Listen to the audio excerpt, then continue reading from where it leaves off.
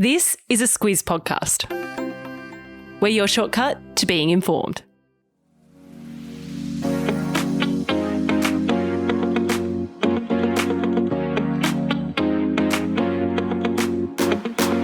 The weekly wrap is the week in news and what's coming up. I'm Kate Watson. And I'm Claire Kimball. Still a lot to talk about out of Israel, and a notable phone call in particular between Joe Biden and Benjamin Netanyahu.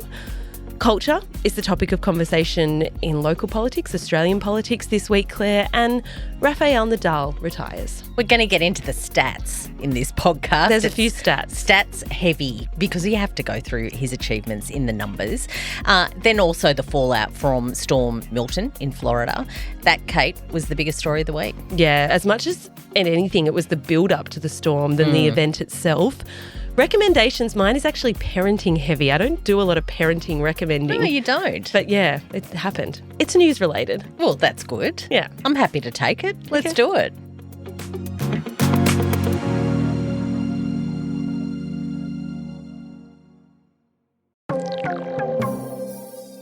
Before we get into the news, a message from BHP.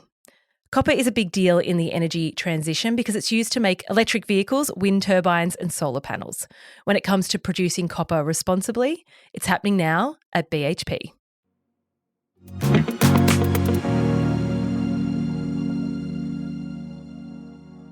We said the biggest story was Milton, Claire, and it certainly was as far as news coverage, but as far as what people searched for this week, the NRL Grand Final was the biggest.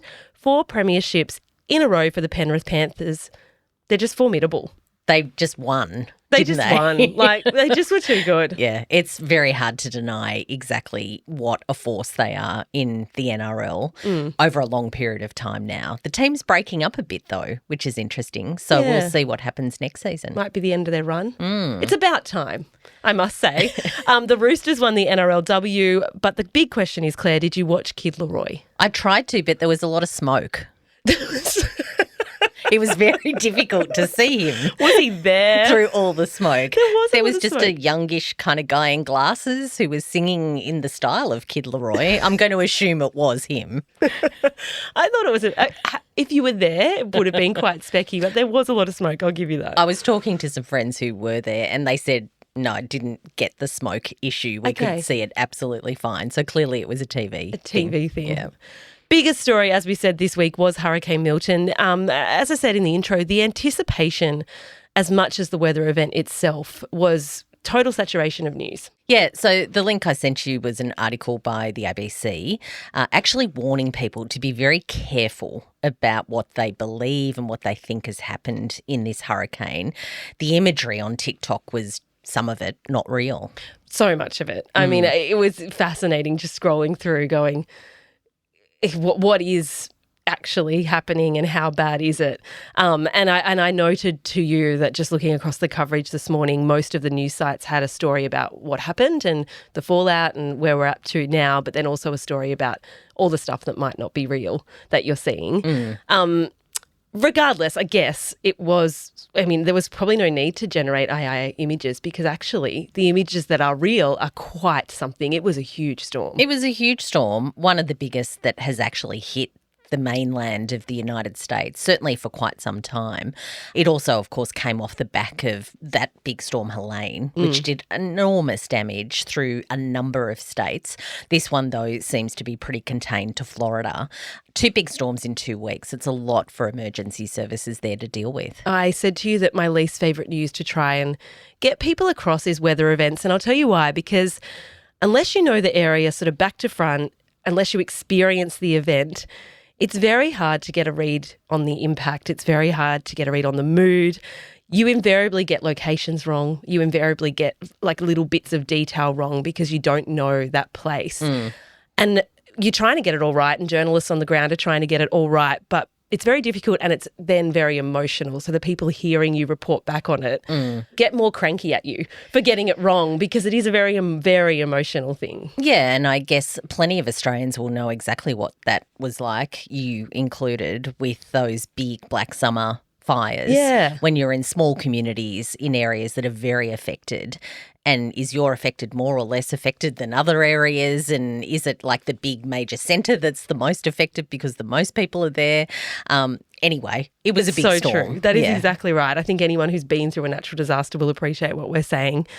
But we do know quite a bit about this one now, although it is still settling. The numbers are quite something. Although it's worth noting it really wasn't as bad as they were expecting. Ron DeSantis, the governor of Florida, did say it's bad, but it could have been a lot worse. They did a lot of prep, as we said in the intro. There was a lot of warning. So they were able to evacuate hundreds and hundreds of thousands of people. The big area that they were actually looking at was very well prepared. These areas aren't strangers to hurricanes either, so they do have a lot of contingencies in place. That's not to say that what has happened is going to be diminished. There's going to be many billions of dollars tied up in this. The reporting already saying too that probably global insurance prices will go up off the back of those two storms. If you saw any pictures, the real pictures anyway, probably one was the roof being taken off one of those huge stadiums. These are made to very sturdy, high quality. So, yeah, it's definitely going to be a lot in the counting of exactly what has happened there. Lots of flooding. I think the thing that did surprise people was the amount of tornadoes. So I think that at the moment the count is about 12 tornadoes, and watching those whip up is, as you say, quite something. Millions of homes without power, about 80,000 people in evacuation centres as we speak. The death toll looks to be around 10 at this stage. Attention will now turn to the cleanup. Yep, and that is always a point of contention because federal authorities get involved in that. Donald Trump's already been criticising the response. Of course, we're in an election, so bring that context to it as well. US President Joe Biden has told him to get a life. There's all of that. There's all of that. We're at the phase, though, where the first responders are going in at the moment. They're looking at the damage, noting as well that all of those first responders were meant to be housed at that Tropicana field, that big stadium that had the roof lifted off. They couldn't do that as a staging place for them. It's a pretty incredible thing to change your plans from having them all there to somewhere else, but they certainly have done that. Lots more to come out of this. We are recording this on Friday morning, of course. You'll be listening to it on Saturday morning, so we'll know a little bit more about it by then. Let's leave that one there.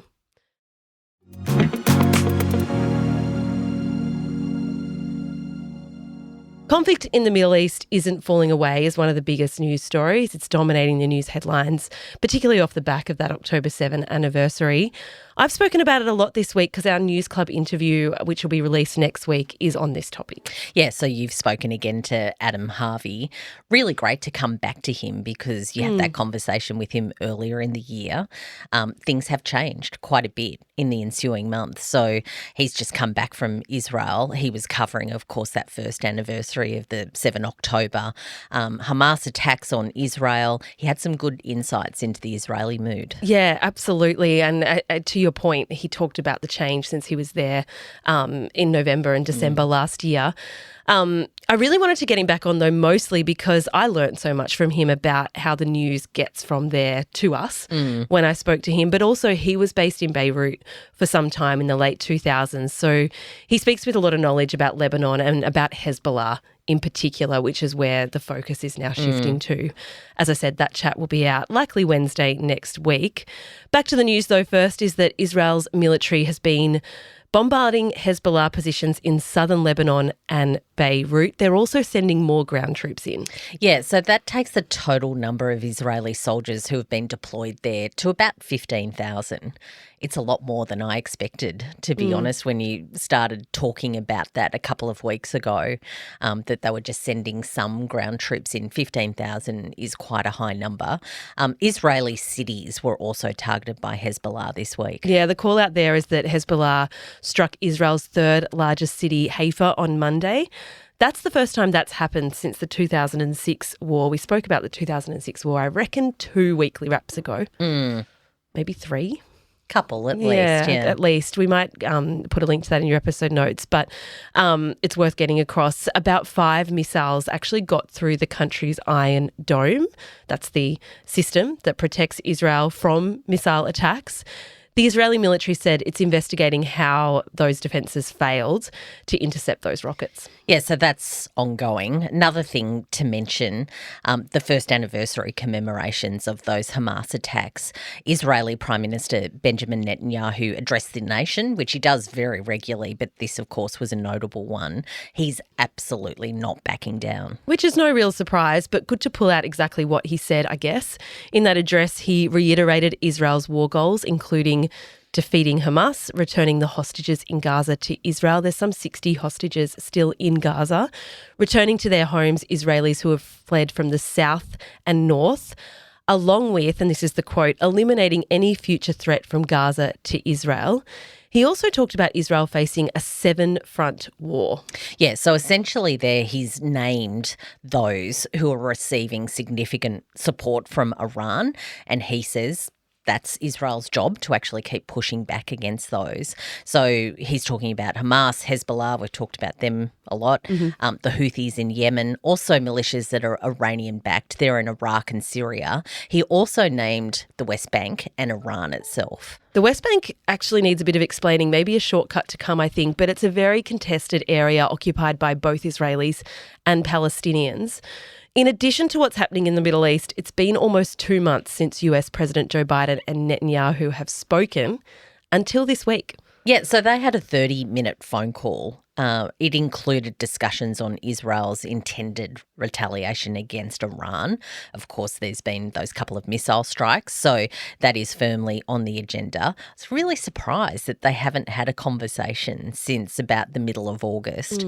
I don't know, I just kind of assumed that they'd be talking quite a bit given America's position as the biggest backer of Israel. So the commentary very much is that Biden is reluctant to see the US dragged into a war with Iran, hence a bit of distance there.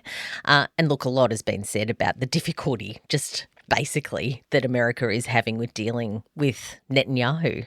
Also, I mean, I guess the point being Joe Biden is only president for a little bit longer, maybe. I mean, like it's a bit of a weird time in American politics, put it that way. Yeah, but he's still the president. Yeah. And he's still the guy in charge of everything to do with all of this. And America is Israel's biggest supporter, of course, but it hasn't been successful in its appeals for ceasefire agreements. They've tried to broker that many times, but those aren't working, and to the point of Netanyahu not backing down, that seems to be his position, that he's not budging on anyway. He actually scheduled the call after telling his Defence Minister, Yoav Gallant, to cancel a planned trip to Washington until after they had spoken. We don't know if that trip will go ahead.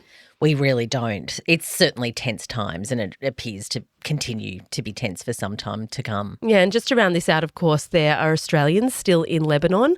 They've started to return on flights back here. More flights are coming, but so far more than 1,200 Australians, permanent residents and their immediate family members have been evacuated from Lebanon on Australian government charter flights. There's still quite a few Aussies in Lebanon. Yeah, so the reports say that there's almost 4,000 who remain there, who have put their hands up to say that they want some support to get out. Let's leave that there and head to Canberra, to Parliament House. A pretty bruising week there. The culture of the workplace is back front and centre. We haven't had a discussion about what it's like to work in Parliament House or the culture there more broadly, but very much in the frame this week. So that happened earlier in the week. Prime Minister Anthony Albanese got into trouble for a remark that he made in question time. He was answering a question from Angus Taylor, who of course is the Shadow Treasurer, and he responded to a heckler. Apparently what's happening in question time a lot is the coalition is really, really shouting at Albanese, "You're weak, you're weak." And it just got on his goat this week. Because what you don't see on telly is that question time is so loud and there's so many people. You can just, it's just complete chaos at times where people yelling things, but they're not on the mic, so you don't always hear it. But certainly when you're in the chamber, you can hear it. And it's one of those weird things too. I think if you watch the TV footage of Parliament House and what's happening in the House of Reps, you'd actually think it's quite a big space. It's one of those tricks of TV. Yeah. It's actually quite small. So not as small as the New South Wales Parliament, which always cracks me up. It's like a broom cupboard, that one, isn't it? But yes, it is. They're very close together. Exactly. Yeah. But what Albanese responded after he just got frustrated with it all is this nonsense that they carry on with. If you got Tourette's or something, you just sit there, babble, babble, babble. Yeah, he knew he said the wrong thing immediately. He knew he was going to, be criticised for offending people who have Tourette's. He withdrew the comment, but the damage had certainly been done. He returned to the chamber later that day and gave an apology. He said they were unkind and hurtful comments. And then later in the week, Labor staffer Jo Tanowski fronted the media. She did a press conference to claim she was ousted from the job as Deputy Prime Minister Richard Marles's Chief of Staff after seeking help over alleged bullying by her colleagues. He's actually acting Prime Minister at the moment, Richard Marles. If you've seen headlines and you're confused, he's Deputy Prime Minister. Prime Minister. But acting Prime Minister when the Prime Minister's not in the country. The Prime Minister's not in the country because he's at ASEAN. That's a whole thing, but that's not what we're talking about. It was a pretty extraordinary thing to see a staffer do a press conference while still in the job. That's the point of difference. We've seen women front the media who have had jobs in Parliament House. That's certainly happened a couple of times at least in recent years, but a current staffer. So she still has that job, but she's not been allowed to enter the office. She's still employed, but there's a big question about what it actually all means for her. So it's very much with the lawyers at the moment. She's very senior in the government too. It's just worth clocking. She's a former diplomat. She's one of the most senior staffers in Parliament House. Marles himself is not accused of bullying, just to be very clear, but Tanowski claims that he pushed her out of the office in April despite never previously taking issue with her performance. Her lawyer was with her at that press conference. What the commentary's saying is it's a big test for the government. They really went hard on the coalition over its approach to culture and its culture when they were in office and their handling of workplace issues, of course. Exactly. So Prime Minister Albanese promised to create a more respectful workplace culture in Parliament. What Tanowski says is that she was bullied by her colleagues. It's a test then for the Parliamentary Workplace Support Service. So that's something that's been put in place in recent times to deal with these sorts of things. What she said is she didn't actually have a lot of great things to say about the sort of support that she's received. It's all with the lawyers now. Rafa Nadal announced his retirement. Claire, that's the final story in this segment today. It is. So a lot said around the French Open this year. We kind of knew this was coming, that would be his last outing. So there was a bit of a kind of farewell vibe. He's mid-30s. Let me quickly Google I think he's 36. I feel like, he's getting up there. Although, I guess ages very, very badly. 38. 38. Yeah, okay, there you go. Wasn't too far off. What did I say? Kylie Minogue was 60 something the other day. That was way off. That but wrong. no. We've had a bit of a farewell tour. It's kind of nice though. He hasn't finished up quite yet. He's going to end the season by playing in the Davis Cup for Spain. He's talked a lot about his love for playing for his country, so it's fitting that he'll go out on the note of representing Spain in the Davis Cup. To give you the stats, we did promise them to you. Nadal has won 22 Grand Slam titles, placing him second on the men's all-time list behind Novak Djokovic with 24. 14 of those came at Roland Garros. The French Open was his event. He likes the clay, sliding around. And I think I'd clocked that he'd won a lot of French Opens, but not quite that many when it came to his grand total. And check this one out if you want some stats. So he had 112 wins and only 4 losses at the French Open. Wow. Who did he lose to, I wonder? Well, those would have been probably in the last few years when he's been injured. Yeah, when he's been injured. He's also a philosopher. Yesterday, he said, in this life, everything has a beginning and an end. He's absolutely right. He's not a philosopher. You just thought that was quite philosophical. Very philosophical. Or very obvious, whichever way you want to take it. At the start of the podcast, you heard how iron ore is used to make infrastructure that's critical to the energy transition, such as electric vehicles, wind turbines and solar panels. Reducing carbon emissions in the production of iron ore is critical, and that's why BHP has committed to a solar and battery agreement to help power their port facilities at Port Hedland. It's happening now at BHP. There are 2 things we know about you. 1, you're busy. 2, you love a quiz. So we're pointing you in the direction of one from GoTo that will customise a skincare routine just for you. Head to gotoskincare.com, a link to that is in your episode notes, and answer a few quick questions about what you're after in a skincare routine. GoTo will sort you out in no time. Helpful and uncomplicated. It's kind of like your shortcut to skincare.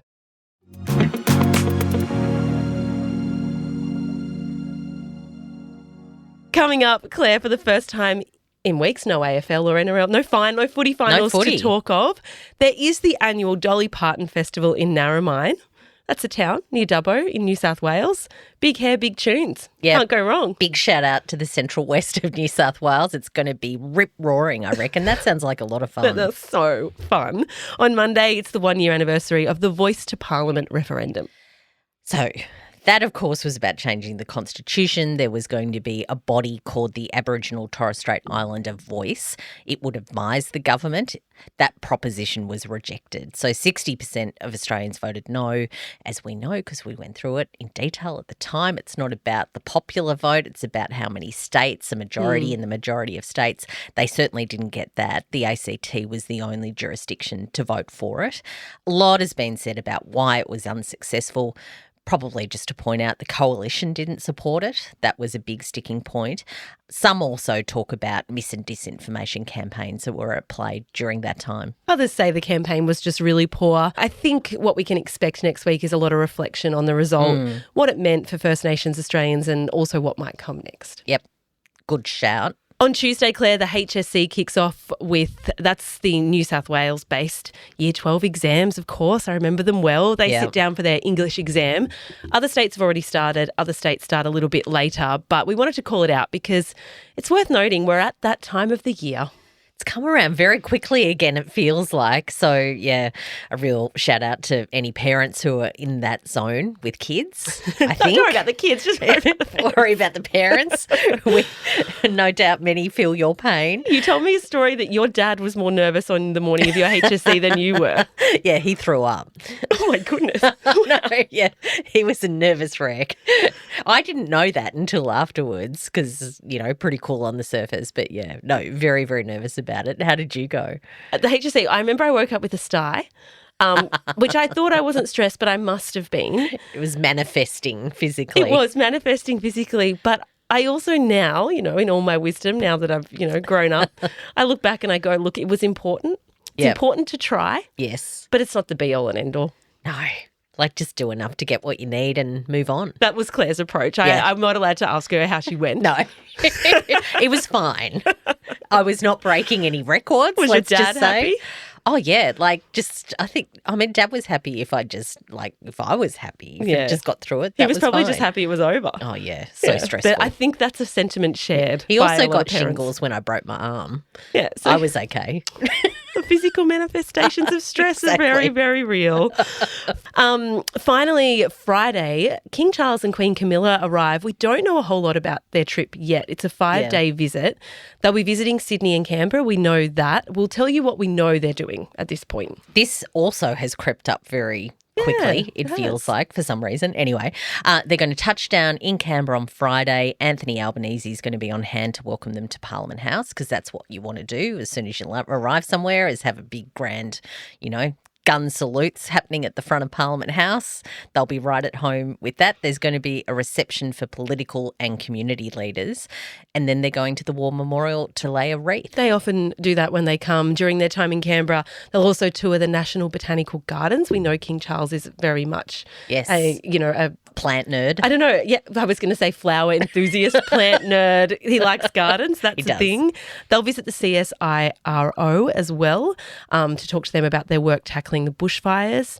As for Camilla, she'll be meeting with representatives from a domestic violence charity. I'm just wondering when they're cuddling koalas. It's mandatory. Although I think these days you can't really cuddle too many koalas. I think if you're the royals, you're allowed. Yeah, well, that's true. Yeah. I'm curious as to when we're actually going to find out when the public can interact with them, and we don't know that yet because I know a lot of people listening will be just like, tell me when the public can do things, but we don't actually know. We've had a look. They haven't actually announced any of that yet, but they will be visiting Sydney as well, and then they'll be heading to Samoa for CHOGM, which is the Commonwealth Heads of Government meeting. We'll be talking about this over the next few weeks, so probably let's leave that there. Hugely controversial, just to note that they're not going to New Zealand. Oh, yeah.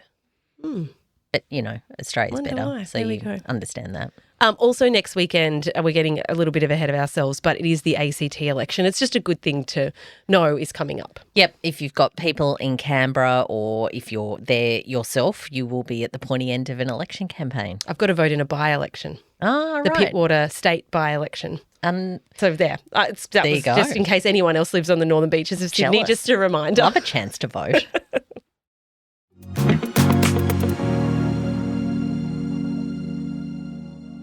Squiz recommends, I promised, I don't do a lot of parenting content, I must admit. No. But I guess what caught my attention was The Daily, so New York Times, The Daily podcast that we listen to regularly. Had a podcast titled this week, The Parents Aren't All Right. I was curious about that. So I clicked on it and I listened to it. And what I learned is that I didn't even know this, but the US has a Surgeon General. Yes. So a head doctor. Yes. And he's come out and said one of the biggest concerns he has is that parents are way too stressed and the parents are not all right. Yeah. And this podcast was about that and it sort of explains why. What I think I learned the most was that there's all this language around parenting that I didn't realise. It's good to put on your radar. Yeah. Apparently, there's a movement towards free-range parenting, but most of us are in a phase or a generation which is intensive parenting. Right. So sort of that helicopter idea. But, Where do you put yourself? Oh, I have no idea. Well, I've just You'll have to started think learning about it. about it. I've just but Yeah. it is, I think it's just more when you're reading the news about all of this stuff and all of this data and all this research, a lot of the commentary is moving to that the issue with parenting is actually parents themselves now rather than how are we affecting our kids. It's actually how are we as parents. It's all a bit interesting and it's all about that problem. This Surgeon General's an interesting guy. He's made a couple of these really big kind of health announcements and put things on the radar as being significant issues like social media, equating the harms from that to cigarette smoking. He's an interesting guy. Yeah, exactly. And they draw all the parallels between that and that he's actually put this on the map, The radar as well. alongside something as bad as what you say. And then I got a bit into the weeds and there's a podcast called Raising Parents with Emily Oster. She's a whole thing. I've seen something about her, but I haven't clocked it. So what's her deal? She became quite famous when she was pregnant with her first child. She's actually an economist. Yep. And she does data-led debunking of parenting myths. Oh, okay. So she's the person that said, it's okay to have a couple of glasses of wine while you're pregnant. It's okay to drink coffee. Got you you. can eat sushi based on the data. Got you. She's a little bit controversial, but interesting. She's got the same approach to this podcast. It's like, it's actually called Raising Parents. Okay. So yeah, there's my little parenting Nice one. exploration this week. So for those of us who aren't parents, myself included, the Daily's a good listen. Well, I just thought from a news angle. Yeah. Yeah, definitely. Okay, Yeah. I'll dial that up this weekend. For me, I am watching something very old. I can't believe, to be honest, I haven't come across this before. The 30 for 30 series. It's an ESPN series, a series of documentaries about some really interesting sporting moments. Not necessarily the most obvious ones, but certainly some big ones as well. The one that they did on Lance Armstrong was very much his telling of the story about how he got into the blood doping, EPO, and also coming out the other side of that. It's so interesting. 30 for 30, how long are they? Is it 30 minutes? Is Two that right? documentaries, an hour and a half each. Yeah, okay, I'd be into that. Yeah, All right. really, Links really to good. all of those are in your episode notes as well. I reckon that's it for us today, Claire. Yep, that'll do. Yeah, I reckon just enjoy your Saturday. Have a great time. Have a good weekend. Yeah. Jinx. Over and out. I'll chat to you next week.